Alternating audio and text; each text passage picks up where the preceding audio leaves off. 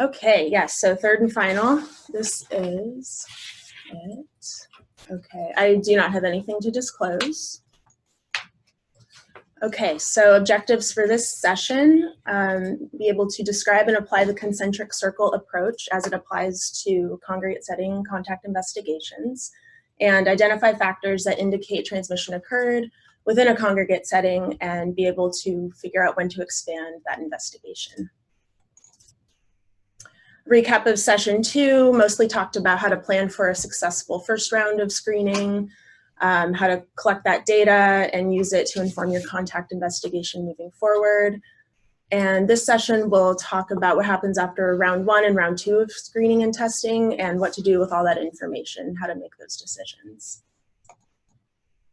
Okay, so a lot of you have probably seen this tool before, but it is the concentric circle tool. And the basic idea behind this, if you haven't seen it before, is you essentially have your index case in the middle, and then within people's lives, they have different circles of people around them, varying levels of exposure.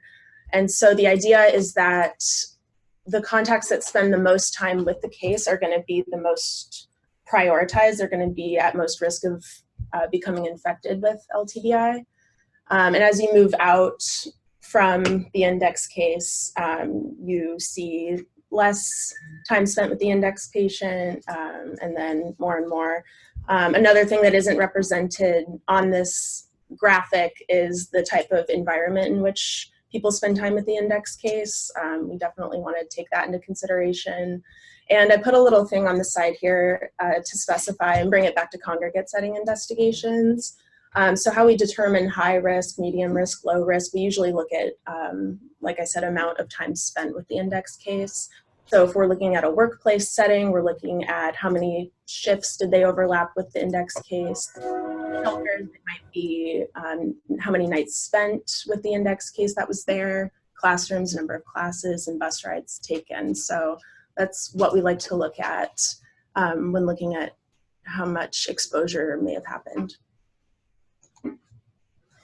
Okay, so what we do at King County is we keep track of the results, the screening results as they come in, and every week we have a case review where we talk about cases and ongoing investigations.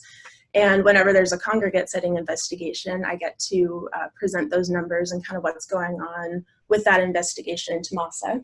And what I present is we say, okay, this is the name of the social setting or the congregate setting that we're working with. This many number of contacts were identified. Everyone's completed evaluation, or some people have not completed evaluation, and just kind of going into why that is. Blank were previous positive. And the best part of those tested, blank of blank contacts from high incidence countries were infected, and blank of blank contacts from low incidence countries were infected. And perhaps most useful is blank of blank contacts who had first and second round screening converted. And I have an example later on, so if this doesn't make sense, hang in there. So we present this information, we look at the numbers, we take into consideration the environment of exposure, and we ask ourselves 2 questions. 1, did transmission happen? And 2, should this investigation be expanded? So the first question, did transmission happen? This is more of a discussion than a simple answer to the question, but what we are looking at when we're looking at the results of screening is, are there any secondary cases? You know, that's usually a pretty good indicator that transmission occurred. Not always, but usually. Secondly, do we have any contacts that converted? So the first round they tested negative, but the second round is positive. Going into that, do we know that someone had a documented negative baseline test and then tested positive? That might be an indication that transmission occurred. Another point is if you have any children, US-born children that test positive for infection. Usually the children aren't in the congregate setting, they're not at work, but you can look at other circles, specifically the household, and see if any of those children end up testing positive for infection. And that can kind of tell you, that can kind of inform you in that way.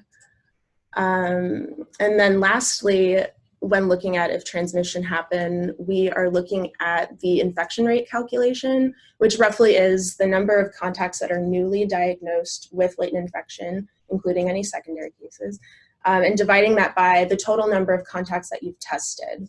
And when calculating this, we sort of separate where people were born. And so if we're looking at US born contacts, what we would expect, at least in King County, is that less than 5% of the population would have latent infection.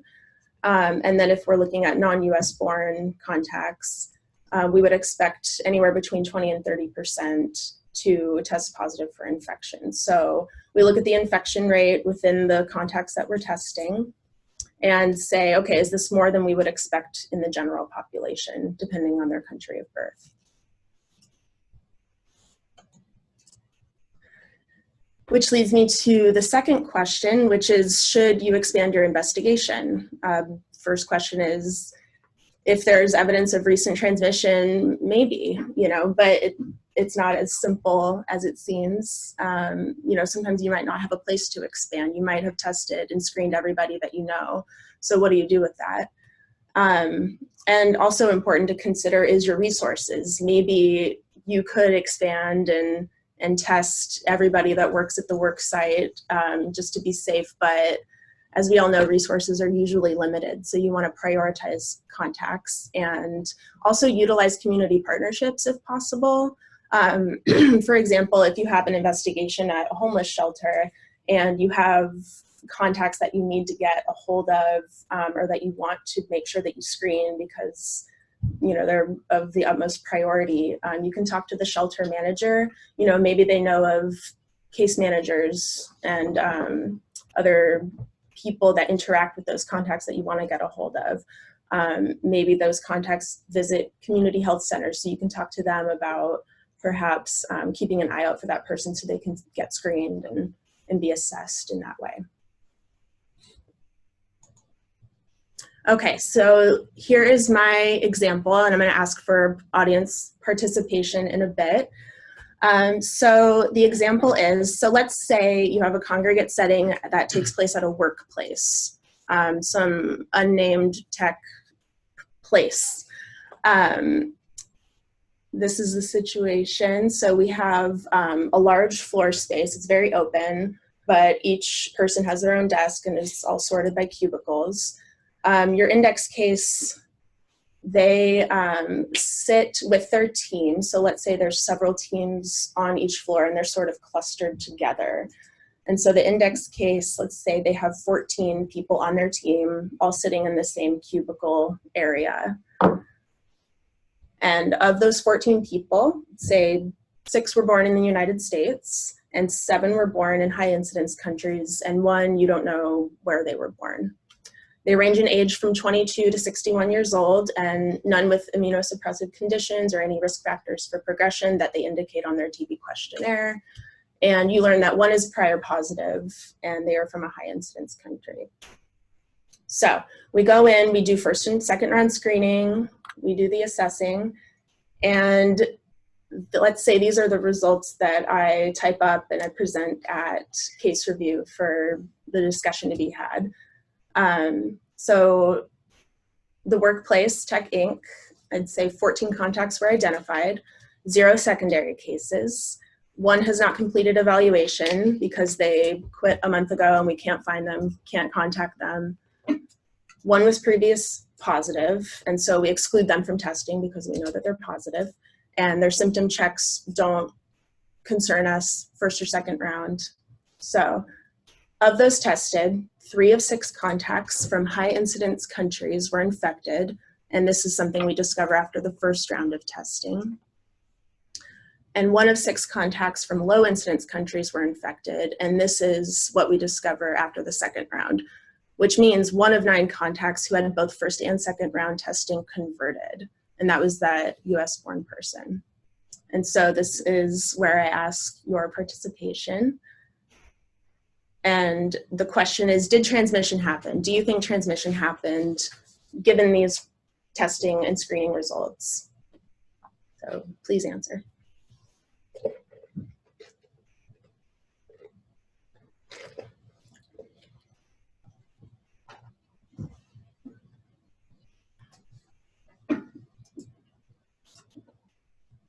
Okay.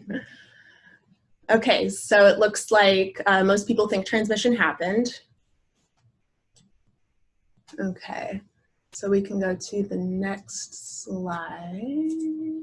Oh, sorry, I guess that was me, yeah. So did transmission happen? Seems like most people think that it did. Okay, and then given these results, would you expand this investigation?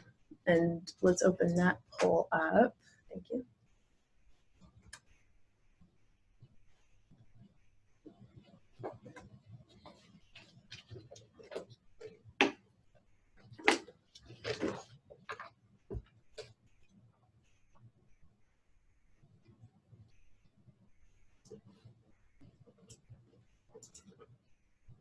Okay, so it looks like pretty overwhelmingly, most people chose the option yes, but only test the team that works closest to the index cases team and see what those results yield.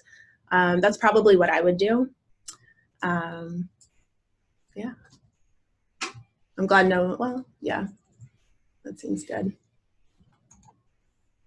Okay, well, that brings me to the end of my presentation. I think Greg is raising his hand.